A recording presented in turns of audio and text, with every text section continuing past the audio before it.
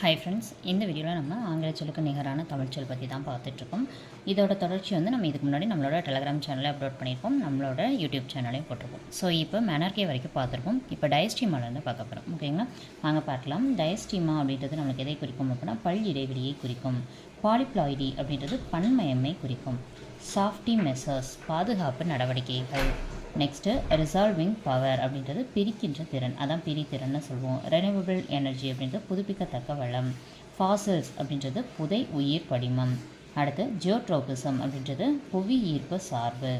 Earthing அப்படின்றது நம்மளுக்கு புவி இணைப்பு, புவி கனெக்ஷன் கொடுப்போம்னு சொல்லுவோம் இல்லையா, ஸோ அதை தான் சொல்லியிருக்காங்க. நெக்ஸ்ட்டு கார்சினோஜென்ஸ் புற்றுநோய் காரணி.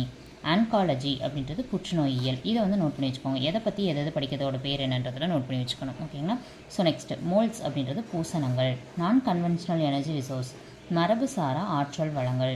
ஜீனோடைப் மரபு வகை. ஜெனட்டிக் இன்ஜினியரிங் மரபு பொறியியல். ரீஹபிலிட்டேஷன் சென்டர் வந்து மறுவாழ்வு மையம். ஆல்டர்னேட்டிங் கரண்ட் அப்படின்றது மாறு திசை மின்னோட்டத்தை குறிக்கும்.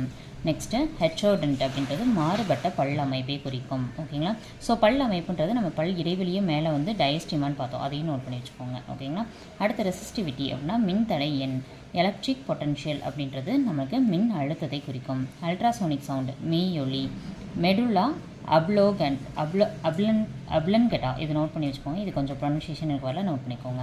ஆன்சர் முகுளம். காய்டர் அப்படின்னா முன் கழுத்து கலலை. Stem cell மூளைச்செல்.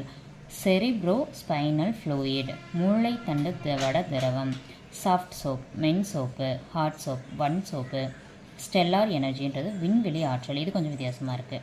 Next functional group அப்படின்னா வினை செயல் தொகுதி. ஹைட்ரஜன் பாம் அப்படின்னா ஹைட்ரஜன் குண்டு அப்படின்றத குறிக்கும். ஓகேங்களா, ஸோ இது வந்து நமக்கு எங்கே இருக்குது அப்படின்னு கேட்டிங்கன்னா 10ஆம் வகுப்பில் அறிவியலில் இருக்குது. ஓகேங்களா, நமக்கு டிஎன்பிசி சிலபஸில் கலைச்சொல் இருக்குது இல்லையா, ஆங்கில சொல்லுக்கு நிகரான தமிழ் சொல். ஸோ அதிலலாம் இது வந்து யூஸ் ஆகும். ஓகேங்களா, இது வரைக்கும் நம்ம வந்து 10th ஃபுல்லாகவே கம்ப்ளீட் பண்ணிட்டோம். 6th இருக்கக்கூடியது அடுத்தடுத்த வீடியோஸில் நம்ம ஒவ்வொன்றா போட்டுட்ருக்கோம்.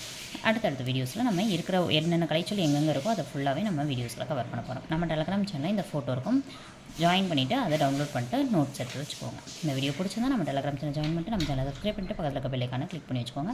வீடியோ பிடிச்சிருந்தா லைக் கொடுத்துக்கோங்க, உங்கள் ஃப்ரெண்ட்ஸ்க்கு ஷேர் பண்ணுங்கள். தேங்க்ஸ் ஃபார் வாட்சிங்.